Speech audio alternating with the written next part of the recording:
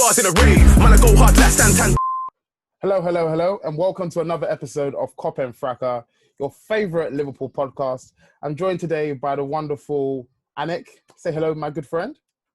How's it going, Harold? You good? Yeah, I'm not too bad. Thank you very much. Not too bad. How about yourself, Ellis? How are you doing? I'm well, sir. How are you? Yes. Matching yes. twins. Yeah, matching, obviously. Check the merch. Come on, merch taken quickly. You know the vibes. I mean, Yeah. Marco, what are you saying? How's life? I'm good, man. You know me and Anik are matching too. You know, like that. You know, Yeah, Oh, got the red top on. I didn't even notice Did you that. see the way my Yeah, tweet's you know. out here? The red half is on this side and the Yeah. black half is on that side. On that side. This is all coordinated. Yeah, Yeah, man. it's all planned. You know how we do it. Okay, awesome. Glad to have you guys here, of course. Before we get into the actual agenda for today, I just want to say, first of all, a plug for our YouTube channel. Please check it out. I'm going to be sharing the screen a little bit later on this episode. So please check out our YouTube channel. You'll be able to see visuals of exactly what we do. You'll be able to see the matching tops that we're talking about if you're listening on Spotify or Apple Music. And also, there's also a plug for our Discord community. We've recently started that up. It's a bit alien to some, but I promise you, the more you use it, the easier it gets. We're almost on about 1,000 members overall, but we're the lowest out of Arsenal, Chelsea, Liverpool, and United in regards to the amount of members Yeah, we man. have. I didn't even like to see that. Yeah, Liverpool it's not nice. fans, man. We need So your help. We need you guys to come get involved. Please get involved. Think of it as like a global WhatsApp chat where you can talk about anything and everything. Check it out. I promise you will not regret it. I think that is everything, if I'm not mistaken. But yeah, let's get into the stuff for today. Cool. I mean, there's a shameless plug. You can plug yourself. And say, Oh, no. Courtside Fracas. Oh, yeah. No, you're right. Sorry. I mean, it all falls under Touchline Media Group. I thought you were talking about my YouTube channel. Don't mind me. Yeah. It all falls under Touchline Media Group. Courtside Fracas. We've recently just started. If you're into basketball, I was looking for our followers on and Fracas, and I see a lot of people are Liverpool fans and also Lakers fans, which gives me great delight. So if you're one of those people, if you're new to basketball, if you're a veteran, come check us out. Recently started. Yeah, promise you won't regret it. Awesome. So that is all of the management stuff out of the way. Fantastic. Let's get on to what we're talking about today. So this week we saw, of course, there was no football. So all we have to talk about, aside from transfers, which we'll get onto, is our Nike kit and lifestyle range, right? So it caused a bit of a stir initially because we were like, where's this green come from? Like, why is everyone wearing green? Like, what's wrong with Nike? It's going to give us this standard pro forma kit. But yeah, so people have had different opinions. The kit's actually come out itself. It's fairly expensive, but yeah, what do you guys think? Let me open up the floor to you. Ellis, I'll start with you. What do you think? I like it. I think it's nice. I saw a kit going back to about early 90s, when we had the green. I think Adidas manufactured that one. I think if you see the kit in person, it probably looks better. The pictures probably don't give it justice. Seeing the players wear it, the fit is very well. The players, yeah, the home kit's nice. It's nice. I mean, Nike's Nike, man. Everyone, if you grew up, especially in London, if you grew up in London, I mean, if you didn't have a pair of Air Forces, pair of 110s, Air Max 97s, Nike. You know what I'm saying? Nike is Nike. Yeah. It is nice to finally get like manufactured by Nike. Well, I think most of us are looking forward to the tracksuits, Nike Tech tracksuits, which will be cold. You know what I'm saying? So, absolutely. Yeah, I can't really fault it, man. It's a nice kit, man. It is expensive, but it's the game, baby. Yeah, standard. So yeah, just on topic of it being expensive, there are two versions. I think the replica one is 70 quid or so. And then there's the ones that actually the players wear, which has got the breathable technology or whatever they call it nowadays. That's 100 quid. But before I ask the next person, Anik, I'm just gonna show everyone what we are talking about so they can look along. So awesome. Hopefully you guys can see that. Yeah? Yeah. Brilliant. Cool. So what are your thoughts? What are we saying thus far? What do you think about this? I quite like it. I think as what Ellis said, it will look better in person. But I think just looking at it, the Liverpool logo next to the Nike badge looks good. Yeah, I like it a lot. Yeah, I think it might be one of those ones where we add more badges to it. So our Yeah. Champions League, our Premier League badges, League badge. our World Club Cup badge, those kind of things. So I think it will make it look nicer for sure. Marco, any Yeah. thoughts on yourself? Yeah, I like it a lot. I like the detail on the more expensive kit, you know, the £100 kit, which I'm gonna grit my teeth when paying for it. But it looks really nice. There's a lot of detail on this bit of the kit all the way down, and I feel like up close in person it would look amazing.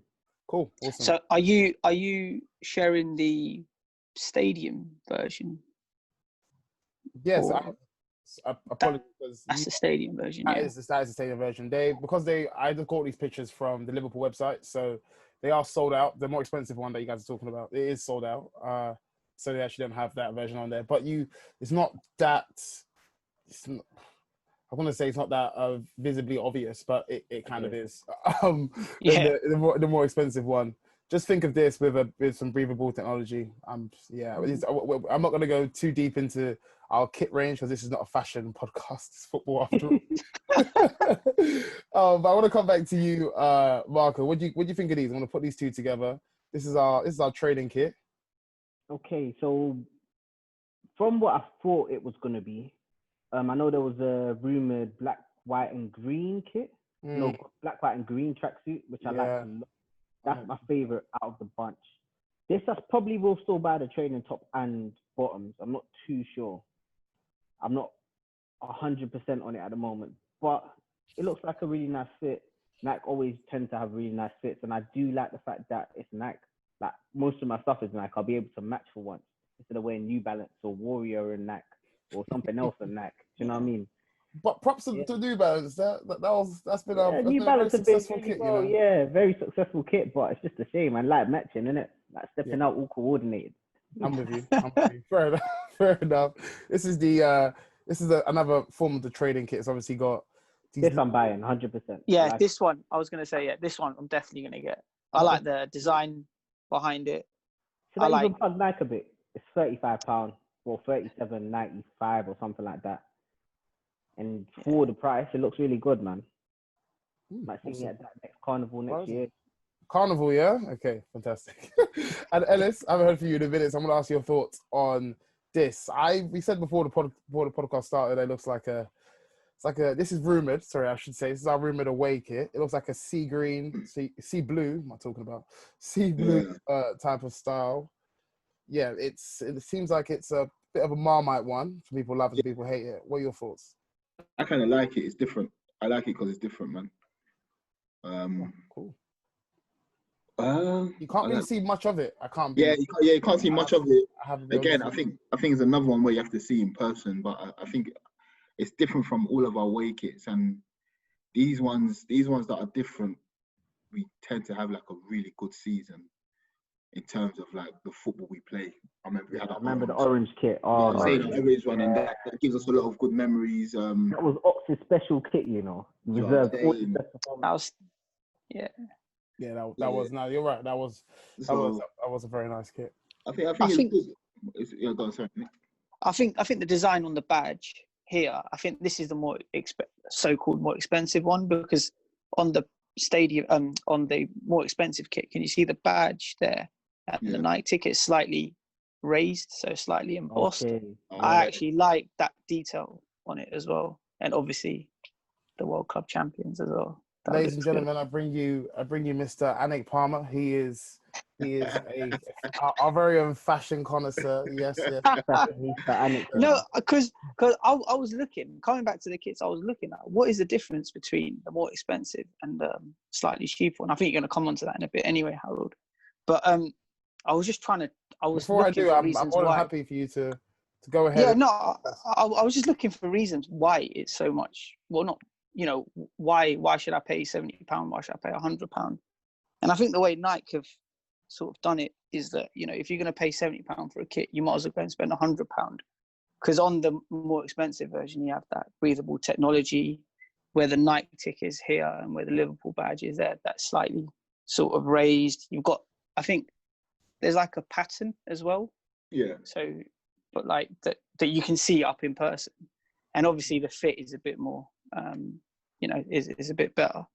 So I think Nike have also, played their cards right in terms of pricing as well.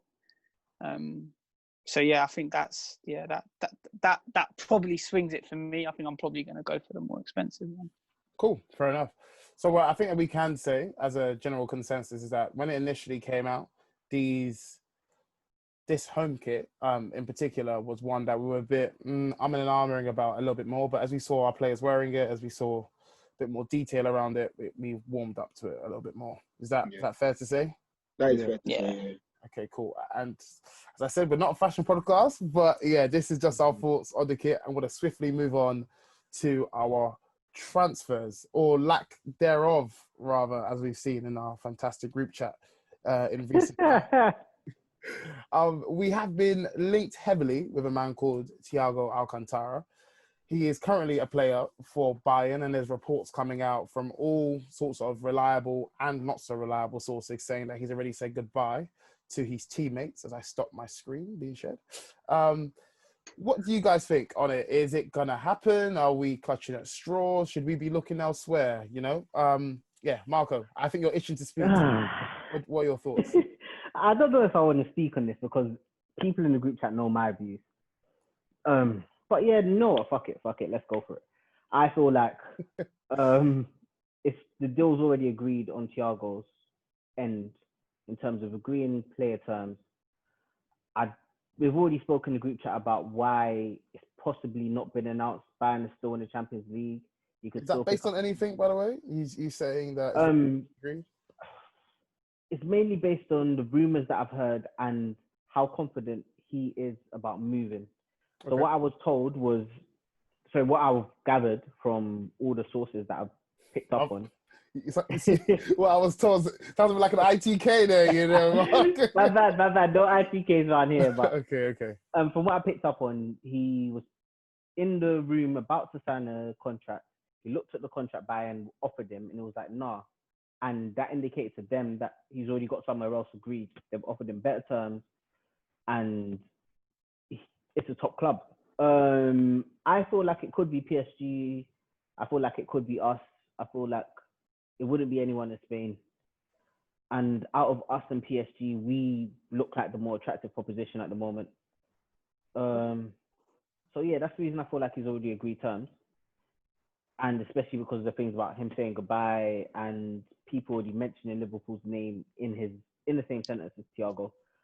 With the whole club agreeing a fee with Bayern, I understand why things are taking long. Obviously, I'm not happy about it. I want it to be done as soon as possible, and I want Thiago to be a Liverpool player as soon as possible. Right. As you've listened to this podcast, you heard me glow on about Werner, glow on about Havertz, and they've both decided to go elsewhere. Havertz not confirmed, but from what Sane said, yeah, maybe so.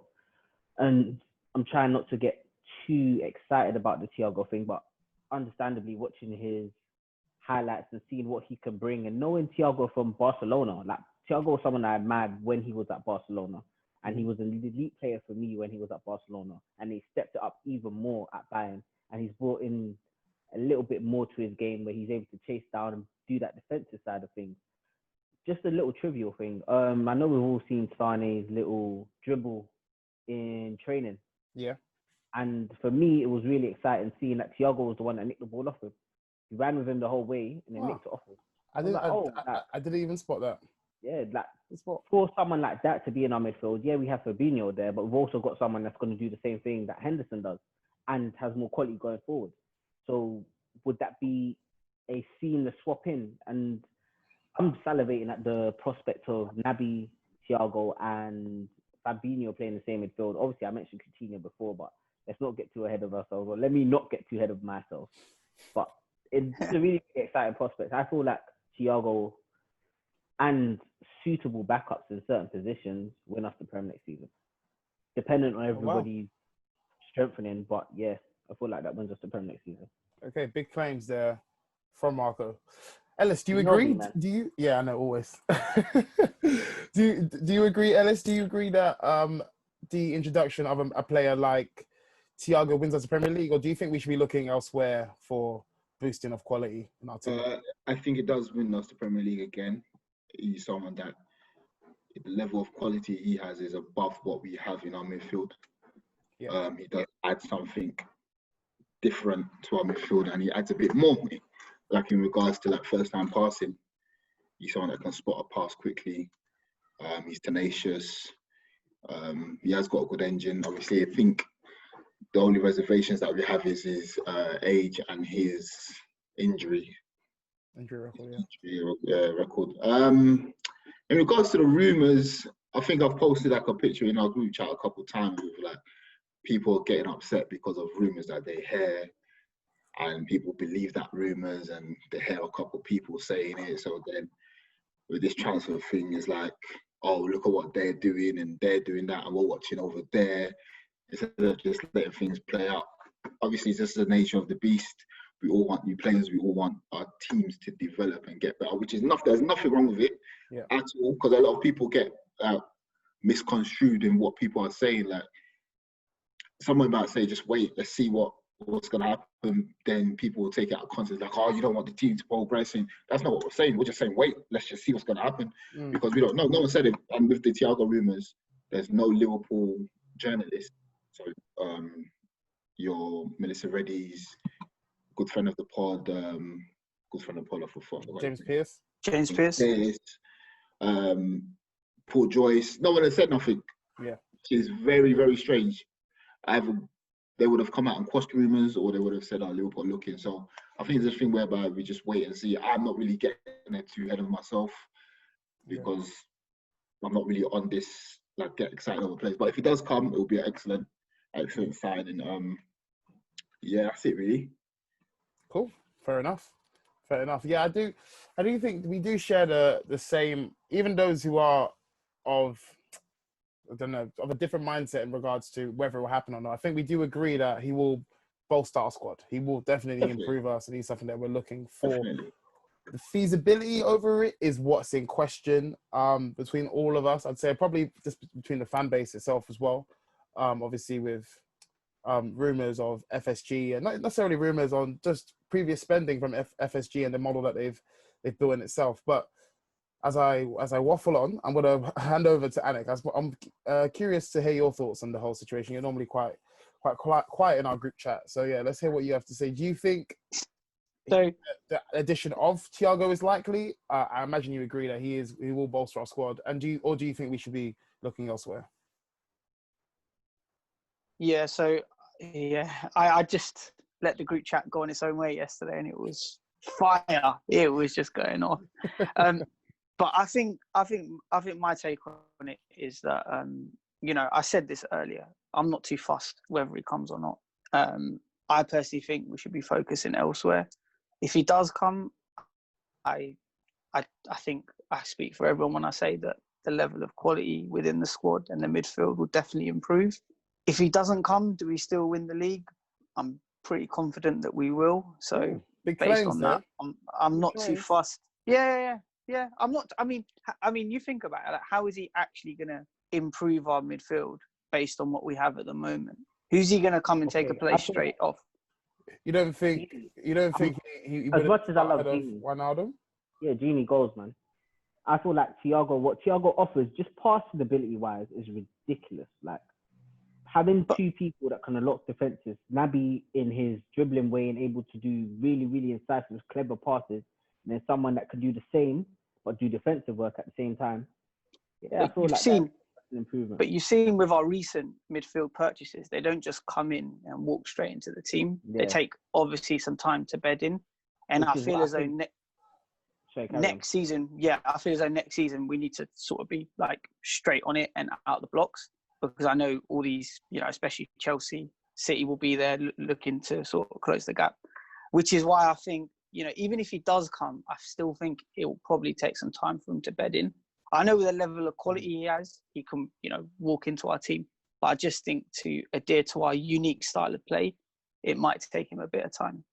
So I think, cool. So you're saying it will take time, as in that he will improve our squad, but it will take time for him to earn a starting berth.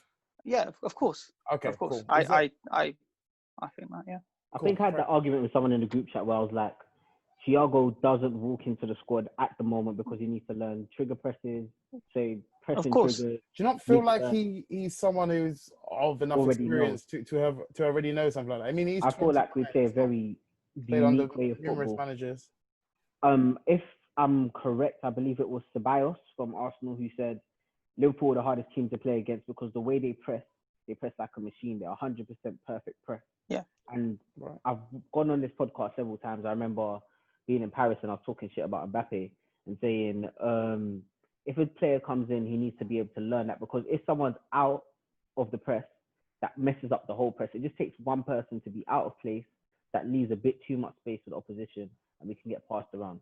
And you can see that with so many teams, especially lower down in the league, where they try and press against better teams that are very, very good on the ball at the back, and they get exposed because someone's out of place, someone doesn't make it there in time, someone doesn't know how their body shape should be. And Exactly. I'm not saying it's going to take forever for him to get into the side and forever for him to learn that, but I think he sits out for about 2 months and he just learns. Wow. He might come in and come off the bench for like a few minutes. Right. Okay. But No, I'm with you, Marco. I understand. It does take time for a player to adapt to our style, right? But you have to remember, this is a Thiago who I believe played under Pep Guardiola, if I'm not mistaken. Barca, He is that Barca or Bayern? I don't know. It could have been. It was Barca. It was it Barca? Anyway. Yeah, He's played under him. He's played under him, right? Who also has taken up a pressing game. On top of that, he is of the experience of someone you'd expect to pick it up sooner, and the fact that him signing now is not necessarily a during the season purchase. There's still pre-season. There's still loads of training games. Season doesn't start until October, if I'm not mistaken. September rather. Yeah. Apology. So he would still have time. Imagine it's made, I don't know, mid-August. I feel like he would have enough time to say, okay, I'm starting. I think there is a conversation to be had in that because of how intense we play, no one can come into our team and start. Do you know what I mean? It's not as if we're the only ones who play a pressing game, right? So I do think there are players who can come into our team, and I'm of the opinion that Thiago would be one of those people. But Anik, you think otherwise, which is completely fine. Who do you think I think be targeting in that case? And, yeah. Or who do you think would walk straight into our team? And don't say the likes of KDB, because I mean, that's obvious. Yeah. So, well, I want to answer the first question first. I think we need to focus on a left back, then a forward, then a midfielder, and in that order. Okay. I think definitely we need a left back. I mean, just coming back to the Thiago thing. To be honest, we don't need him as such. I feel as though we need a backup or cover for left back. Do you not feel as though there were games? Okay, I agree with the fact that we do need cover for left back. But do you not agree with the fact that there were games where we really struggled to make enough chances and our fullbacks were nullified, where a player like Thiago might have been the answer to those? Yeah, but look, since lockdown, Naby has just come through, and I feel as though we have that bit of creativity there with him. Yeah. I really don't feel it's necessary to get Thiago. I really don't. I really don't think it's a necessity for Liverpool to go out there and get him. I really think, as a Liverpool fan, we should be focusing on left back and someone up top, because the two sort of weaknesses I've seen this season from us is when we go forward and then when it goes up top, it's just a bit stale. And against the Everton game, when I saw Milner at left back, and I was like, oh man, we need some natural whip there with a left footer. And obviously Robbo looked to those getting a bit tired, which is why I feel as though we should be focusing on a left back. And with that, I think obviously we've spoken about it. I think maybe Jamal Lewis. I think on the Champions pod that we done, someone suggested Van Aanholt, like an experienced Premier League left back. I think, we should be looking at like a cover or backup for Robbo. I can't quite put my finger yet on who, but I think that's where the club should be sort of focusing their attentions at the moment. And then with a forward, I know that was also discussed today. I think, yes, someone like Sarr will definitely help us. But I mean, that changes every week who we're linked with and who we're going for. I think the thing about Liverpool is they just, when it comes to transfers, they always keep it sort of behind the scenes. Yeah, and That's exactly we why just I'm don't not know. scared We just of don't not know. hearing noise. Yeah, Yeah. like when have we really heard noise about people who've actually signed? Exactly. Van Dijk, yeah, Keita, yeah, but those were big money signings. We're not gonna be making a big money signing, unfortunately, this window. We might do. Mhm. Like, who knows? We can pull it out of the bag, but they tend to keep their actual signings very, very quiet. So I'm not Yeah. gonna be worried. And just for some reason, there window. just seems like there's been so much noise about Thiago, like so much noise about it, and I Do you don't know. what it For is? I me, think it's when Thiago, or does this just to close on Thiago? I think it's that when you have a world-class talent who's proven, who is itching to join your club in a position where you require and desire a player like him, it's very much like this satisfies both parties. And you're chomping at the bit, you're excited at the prospect of signing a player like this. And normally we've seen that when we have a great squad or have a winning squad, we don't capitalize on that. We don't capitalize on the fact that we are the best in the land, and we almost fall back on our laurels. So now we have the chance to do it. I think people are a little impatient, and they're perhaps they got a bit of trust issues of what's happened in the past, of us just resting on our laurels and being like, you know what, we'll be all right, and the team withers away, and then we're back to where we began before Klopp was there. So I think that is I don't know, perhaps I'm just saying my own feelings, but that's what I'm feeling like people are also feeling like. Well, yeah, that's fair enough. At the moment is don't panic. It closes in October. Yeah, exactly. Yeah, Yeah. I am of that. Yeah, like you just said, if the transfer window it's only just opened, I think we do need to relax a bit. But people are impatient. They want results and they want it now. We're of that era, but the microwave era. My view on it, last thing I'm gonna say anyway. My view on it is people become available throughout the transfer window. It's only August now. August. I was about to say July, but August now. We've got a whole nother month. People could become available in September. Let's say we do go for Thiago, and then all of a sudden, Awa becomes available for the same price, or Jack Grealish, the price goes down on that, and they're just asking for 50 mil now. Obviously, no, like that's never gonna happen. But things like that, and somebody becomes available of a quality that will still improve us, but they're younger or they're better at doing something that Klopp wants. Yeah, I feel like the club know what they're doing. Marco, you say this, and I said closing, but you've given me another question to ask you. You say this, but you said it's very unlikely that Grealish price will come down, which I do agree with. I think there's nothing to suggest that a price will go down unless he's embroiled in something mad. However, it's more likely that a team like PSG can swoop in and take a player the same way Werner was done, the same way Havertz is looking to be done. So, and that's not even to say we were even linked with Havertz in particular. I guess it's more of like a fan link, if you like. But we've seen targets be taken from our grists.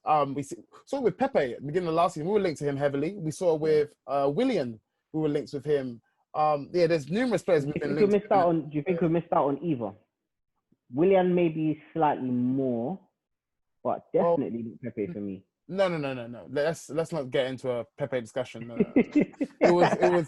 That's the shame if you say that. No, but it was more on the fact that we've seen players who we believe to have been in our hands and we let it go. Do you know what I mean? So I guess my views on that. Likely. I think I've said it on several different podcasts, especially the main pod. Klopp likes players that play for him. So if a player is gonna pick another club because of money or pick another club because they're more attractive, then that's not a player Klopp would want to work with. I can't think of that many players at the moment that have weighed up two different clubs. But Mane weighed up Tottenham and Liverpool, and he puts Liverpool. And you can tell right now he's not a scouser, but you can tell they love him. He loves the club. Mm-hmm. And I personally don't see Mane leaving in the near future. Yeah. Okay, fair enough. He might even finish his career with us because that's who he is. And I think those are the type of players Klopp is looking for. So if Thiago does go to PSG, yeah, cool. Unfortunate. There'll be someone else. I feel like the club are smart enough to bring the right people in. And who knows? Maybe Jones can step up. Who knows? No, I think like in regards to like players we're missing out. Let's say William for instance. It was a time where Liverpool weren't really good. if you call a spade, Liverpool weren't really that good. And he was going to go to Tottenham. He was going to come to us. Then he was going to go to Tottenham. Then Chelsea swooped in. So I don't think it was a thing whereby the club done anything wrong. We offered him a package. He saw that he has more chance of playing at a higher level with Chelsea. Tottenham were better than us at that time. And Chelsea just took the advantage. And he was proven right because Chelsea went on to win the league. So I think, because in the group chat we had that discussion, and I think in those times, in the last, let's say between 2010 and 2015, we was in a strange situation where there was a lot of players, or the team wasn't doing well. And so I think now Liverpool are in a better position where they can afford to look at the best players like Thiago. When you have a player like Thiago who's saying that he wants to come and play for you, I get it. We should look to wrap up the deal. But then things like that just don't happen. It just doesn't happen like with a flick of the wrist. There's negotiation that needs to take place. Like I said, I was explaining to someone yesterday, they may have a budget set aside for Thiago and they want to try and stick to that budget because they want... Who were you talking to yesterday? Do you want to say his name? Yeah, Julian. I was telling Julian because Julian was saying that Liverpool have been rubbish in regards to transfers. Yeah, I want to stir the pot a little bit still. No, yeah, but I said that was a ridiculous notion because you can't take out of a prospect where for the 5 years we was rubbish. I mean, we was air. Like we didn't qualify for Champions League. We had Hudson playing the Europa League, wasn't doing well, but now we're doing well and we can afford to eat at the higher table. So I think now we're in a position where we can attract whoever we want. And I think... Yeah. So sorry, Ellis, to interrupt you, but I think is on the back of what you said. I think now, coming off, the Club World Cup, coming off winning the Champions League, and now the league, we're like a so-called destination club for these players. We're like a club that players actually want to come and play for, as opposed to us showing them money, showing them the contract. Now we've got a state-of-the-art, training facility. We've got the stadium that's just been expanded. We've just won. We're the English, European, and world champions. People would want to come and play for us and our manager. Yeah. I think, yeah. So. No, you are right. I think we'll leave the rest of the discussion to our fans, leave the rest of it to our fan base and our followers to see what they think on our. To be honest, Joe, I'm coming for you. And our group chat, yeah, and on the Discord. So yeah, just another plug, guys. Twitter, even Instagram now as well. Not the best place for debates, but Discord as well. Get involved, guys. Aside from Thiago, is there anyone else that you guys think we should be looking at? Anik mentioned Jamal Lewis earlier. Are there any other names that you think are realistic options for us? Marco, what do you think? I have quite a few realistic options. But I thought you might, so I went to you first. I'm going to save that for the Patreon. I'm not going to get Oh, yeah? Okay. Right now. Because obviously I don't want to give away my tactics in the transfer game. I can't really... You're completely right. I completely forgot. You reminded me, guys. Sign up to the Patreon, guys. Sign up to the Patreon. There is extra content there. You get exclusive rights on our Discord as well. You also get entered into free competitions that we have quarterly, annually. So yeah, get signed up. Starts from just £3. So hopefully you can spare that each month. So yeah, thank you for reminding me. That was a great segue. But anyway, Marco, you're going to see me talk about players you can name. I'll talk about positions, and the type of play. I'm not going to give away too much. Okay. I feel like we need forward option. Yeah, I did want someone young originally. I wanted someone to come in and be the future, basically be like a Sancho. Sancho's age, that type of production. Obviously, Sancho's production is a lot higher than most people, but let's say 10 and 10 a season, and then can sub in for Firmino, sub in for Mane, sub in for Salah.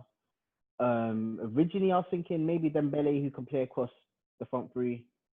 I slowly started changing my view to more of a false 9 who can play across the front three. Okay. And someone who's more of a 10 but is playing in a 9, similar to Firmino, but more explosive than Firmino. And I'm slightly shifting towards an older profile as well, because I feel like seeing Brewster, especially post-lockdown, he looks really, really good. I don't want anything to stop him from not playing at all. I want him to... Ellis trying to keep his cool there. Trying not to smile. That's all right. I see you. Brewster stops. They're going up all the time, man. but I don't want anything to stop him from playing where he should be playing. I don't want him out on the left like Origi was. I want him to have that 9 spot down. And if we get a straight out and out 9, that's about 24. That kind of hinders Brewster because he's gonna have to go out on loan again, or he's gonna have to play out on the wing. And I don't like this whole notion of playing the striker out on the wing. I do get Arsene Wenger did it really well with Thierry Henry, and he had his reasons for that, and said when he came back inside, he had a bit more space, a bit more composure, because being out on the wing, you have that one direction you're tending to push. Being in the center, you also develop a better 1v1 ability as well. Yeah, you develop a better 1v1 ability. So there's so much that can come from it, but seeing the mare that Origi had, and Origi came to us as a very, very good young player. I don't want to see that again. So would you keep Brewster out on loan then for next year? I would keep him here. I would buy an older forward who can play across all three.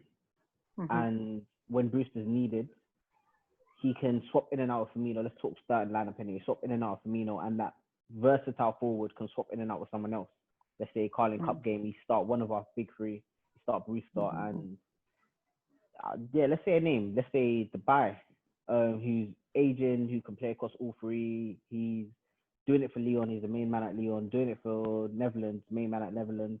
Similar type of guy to Firmino in terms of the way he can drop in, create, a bit more explosive, has that free kick ability, and seems like he really wants to come back and prove himself. Obviously, his time at Manchester United wasn't the greatest.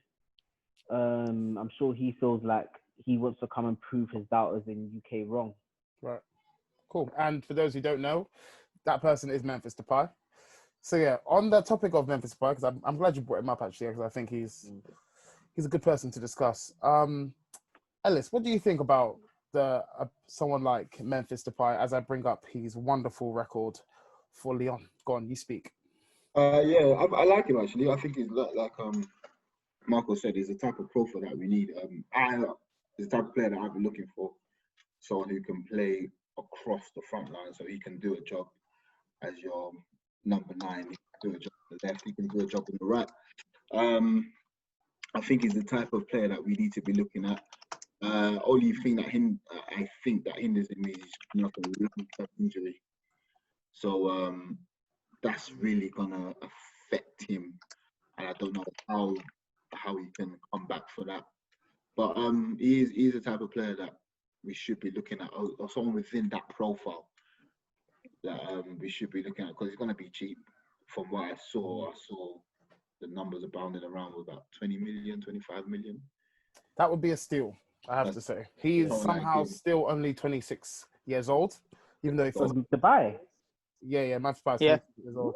It 26. He feels like he's been around for years and years. You know, I was saying older profile because I thought he was like 29, 30 now. Nah, man. 26 would be perfect. 26 would be young. I know coming off an ACL injury, I believe, or serious. Yeah, that's I the do want to see how he adapts. Yes, exactly. That's the only thing that's questionable. And just to put some numbers towards his name, albeit it is Ligue 1, but I think the numbers do speak for themselves. Playing in 135 games, he's scored 53 goals and he's assisted 43. So that is a return of 96 goals in 135 appearances. Or 96 goals and assists, rather, in 135 appearances. Of course, we need to tax it a little bit because it being Ligue 1, but I think that is impressive. Anik, what are your thoughts? I think initially, look, he is a forward, so yeah, I think it's definitely someone that we need to consider ahead of like a midfielder. I think just his numbers in the French league, I think that's the only thing that I'll consider. Like at the end of the day, it's the French league, so I'm not entirely sure whether it will work. Like he's come to the Premier League. It obviously didn't work out for him. He's got this injury now. Is he going to come back? Is he going to be able to fit in? To be honest with you, he's probably not the sort of player that I would be going for up top. Really? Yeah. Is there someone else you have in mind? Go for an out-and-out striker? That's Patreon exclusive content there. Okay, just before you move, one thing I will say is, I lost my point. No way.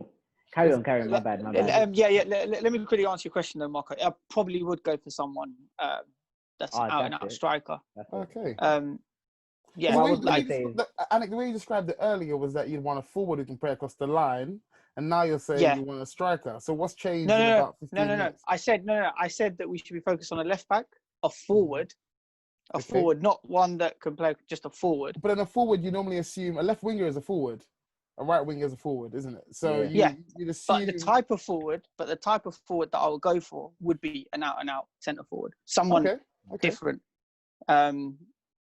Yeah, I might as well say, I think someone like Raul Jimenez would work. Oh, okay. Obviously, he's got pros and cons as well. You know, they're a bit half and half, but you know, he's I think he got the second highest amount of goals in the Premier League. He's established in the league. He knows how to play. He gives us something a bit different. And for an out and out forward, I think he is. You know, I think he's a bit mobile compared to some of the others that are sort of, you know, physically big and, you know, over 6 foot, etc. I think he gives us something different, but I think he's just signed that. I think he just signed for Wolves last year. He's on a big contract. That's what it is. Yeah, so I mean, I think someone like that. I've definitely seen crazier things happen in regards to players leaving after a season. Yeah, I think that's a fantastic shot. If you're talking out and out strikers, I think his game is somewhat. He's in that second tier bracket of teams in the Premier League. Where people don't really watch them too much. However, I've watched a few games of his post lockdown, and you can see he actually does have great build up play as well. He can ping a ball fairly well. So I know we have a lot of stock in Firmino and how well he can build up play and how he can connect with the forwards, with our wide forwards. I think Jimenez wouldn't be too bad of a man who comes in to deputize or someone who can deputize Firmino. I think he wouldn't be out of place at all. No, I definitely agree with that. Sorry, Howard, I just remembered my point. So, Anik, you did say League On and you're not sure how he's going to adapt. And just off it, I'm thinking of people who have moved from League On and been a success in the Premier League. I know there's a big one in Pepe. Let's not get into that. But Giroud has come over. Giroud has done. Although his time at Arsenal was not covered in glory, but you can tell Giroud's a very, very good striker. And Dembele. I was going to mention positives. I was going to mention Ismail Assar, who looks amazing, raw talent. Yeah. I was going to mention ASM, looks amazing himself. Okay. There's quite a few. Obviously, there's Henry. Yeah, there's a few over the history of the Premier League that have come from France and been a success. And I just think it's with that being a league that there's only ever, you know, 1 or 2 teams that, you know, are the best there. Those sort of numbers, it is quite hard to read into because more than likely the other 14, 15 teams you're just going to, you know, blow away anyway. Yeah. And, you know, it is a 50-50 when you come over here. No, you know what? I think that's a little bit ignorant of us to say because I don't think many of us watch Ligue 1. I'm not saying you should. Exactly. However, I don't think it's as plain sailing as we suggest. Don't get me wrong, it is plain sailing. It is. I think PSG won the league in March last year or the year before, something like that, which was outrageous. So it can be plain sailing. However, I don't think it's as much of a walk in the park as that is suggested. For the other teams below. Yeah. That's what I think personally. Especially if you have one dominant team. Let's say, look at Spain where there's Barcelona, Real Madrid. All the other teams tend to try and fight for the Champions League spot. But at least, but there's a variety of people that come and go. I think it's unfair to compare Liga on to La Liga. I think La Liga has always had that competitive edge. We even saw Rafa Benitez winning Valencia the league title. So you don't really see that too much in France. We've seen PSG win the league 7 out of the last 8 times, with only Emery's PSG faltering to Monaco. So I do get why you are saying that, Anik. I just think it's more to do with the fact that the quality that PSG have eclipse the rest of the teams by such a large distance. And the money. The money, yeah. You know what I'm trying to say. Yeah. The money and the quality go hand in hand. Also, I think it's more about you have to take away. Let's forget about goals and assists in it and talk about the approach play and what the players are doing. For instance, how many chances they create, how many times they beat the man. If we're looking for a central midfielder, all these passing, is it hitting the right targets? What's his work rate like? So that's what we need to look at. I feel that, again, like Howard said, it is ignorant just to say, oh yeah, let's tax it times 2 because it's an easy league. Professional football is not easy, and it's just the fact they've been put into that situation. And then again, a lot of players that have come from France have dominated this country. Even like recently, you had Giroud who came from Montpellier. You had But you also had Lacazette. Yeah. Lacazette hasn't been bad. Like, well, yeah, Black hasn't been. It's just Arsenal's been rubbish. Yeah, also been rubbish, which has A lot of contributed. victories. He's trying to go, but yeah, he hasn't been the best. But Okay. then Mahrez, if you look at Mahrez, then if you look at Mahrez came from League Two even. yeah, he came from Yeah. the heart of Kante. So it's any like any country is touch and go, because you can say like Spain, we bought Luis Garcia, who was a bit oriented. Then like there's loads. Nunes. Yeah. There's loads of different caveats for every single thing. So when you do say something like, "Oh yeah, because they're in League 1, they might not match up in the Prem because that's a slower league." Yeah, it is, but you can always see talent regardless. I think it is. I think no. What Anik said, I don't think we can disregard it completely. I do think what you said had some warranty to it. I just think the degree of which we can, like, perhaps I don't know, disregard another league's quality shouldn't be as much as what it shouldn't be as much as it is. Yeah, because off someone from League 1 for Bundesliga because honestly, we've seen some crazy games from our own teams in the Premier League.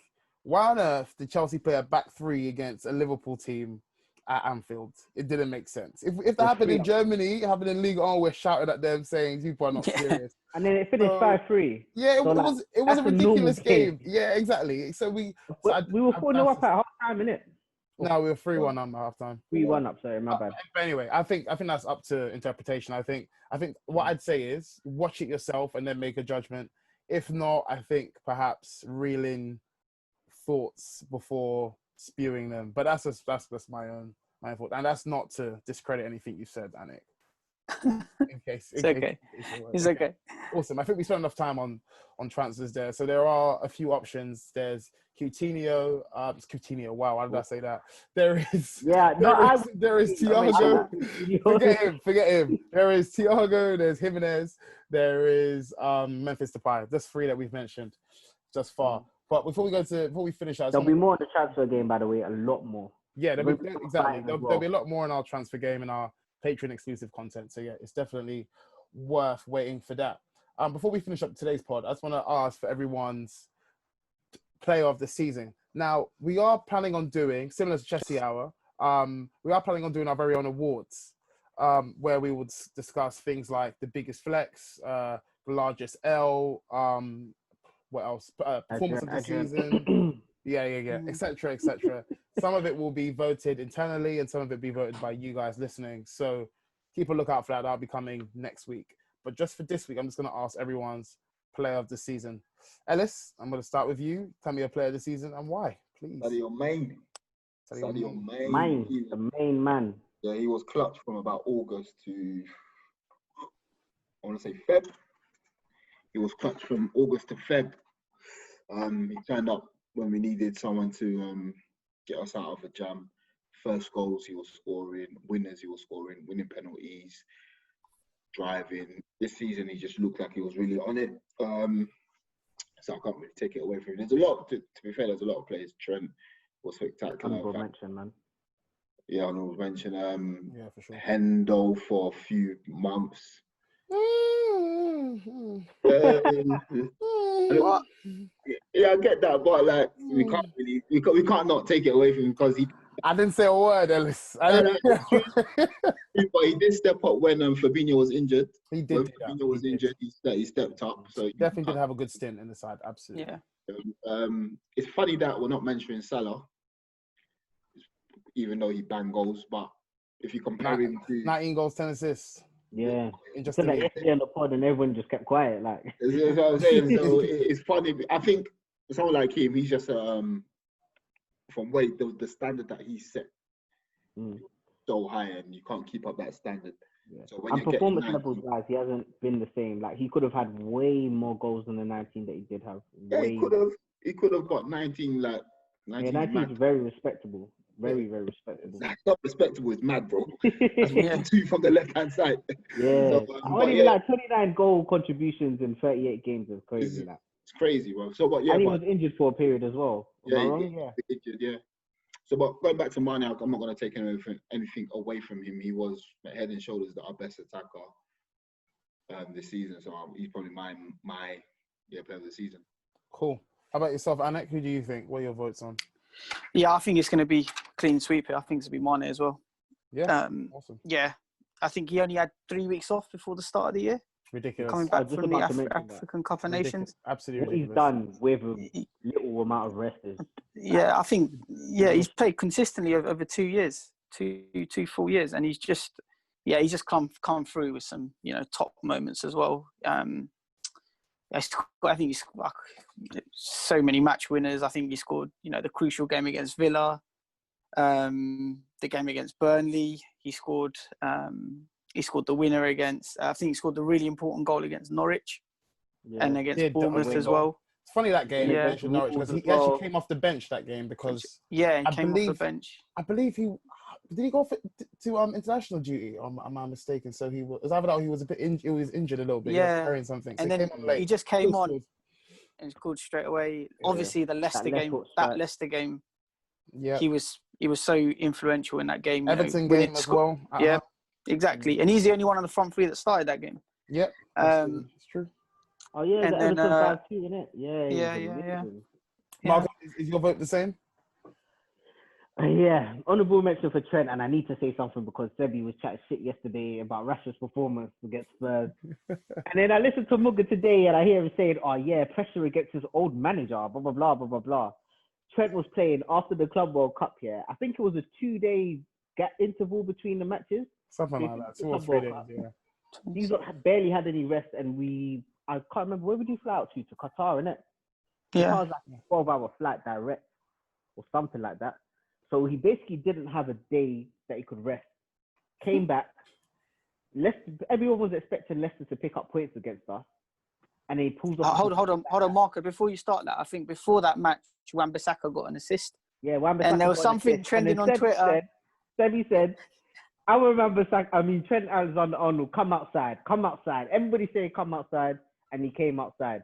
To be fair, but before you continue, just to clarify, we won the Club World Cup on 21st, and we played against Leicester on Boxing Day. 26. Yeah, so it was a 5-day wrap. Yeah, 5 days regardless. Like, you don't have that day of rest. Obviously, up to the Club World Cup, they were still out there. They didn't come straight away. They celebrated a little bit because what do you do when you win a title? So win a trophy, you celebrate. Obviously, certain men can't even begin to imagine what that feels like. But he comes back after winning the trophy, head's not really in the right place. Leicester are doing really well. They're coasting in the league. Everybody thinks that they are the ones that can take points off us. And I believe we're still unbeaten at that point. And it was going to be a thing where Leicester beat us and they take away an unbeaten record. They turned up. They played Maddison left mid and Chilwell just behind. And I was thinking, you know what? Maddison might be able to drift in the spaces behind Trent. But Maddison didn't get a sniff the whole game. I believe he got taken off, dragged at like 70th minute. And Trent was just ridiculously amazing. And he's been amazing throughout. I remember today I was thinking about the Chelsea goal. Do you remember the Chelsea 2-1? The free kick. 2-1 free kick. Clutch moment. He slaps it top corner. Like, absolutely ridiculous. He has been very important. But you're still saying Mane over Trent. Yeah, we're still saying Mane. Okay, cool. Well, Anik was right in his prediction. For me, is also Sadio Mane.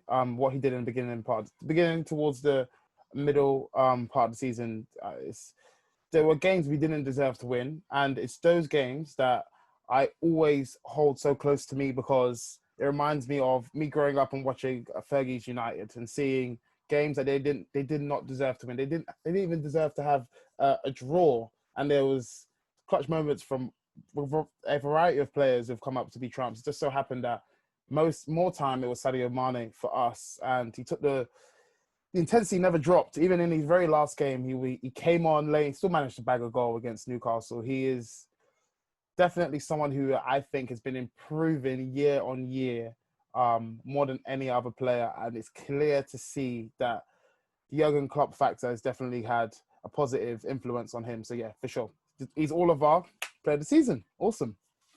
Brilliant. Okay, keeping it short, keeping it brief. Thank you very much, guys, for tuning in. Thank you very, very much to Anik, Ellis, and Marco, of course. Thank you so much. Guys, join our conversation on Twitter, Cop and Fracas. Join our conversation on Discord if that suits you better. We also have a competition that I forgot to mention earlier where we are giving away a free kit. All you have to do is follow our account and retweet the kit. Check it out. You'll be right there as our pin tweet. Don't you worry. Might not be our pin tweet. Still look for it. You'll be fine. Yeah, that's everything I've got to say. Patreon as well. Lastly, yeah, Patreon, because this transfer game is going to be crazy. Like, from what we're having, discussions we're having in the group, when that gets put on camera, you're not going to enjoy, man. Yeah, Patreon as well. Check it out, guys. Thank you so much for listening, and I'll see you next week. Peace. Thanks a lot. Cool.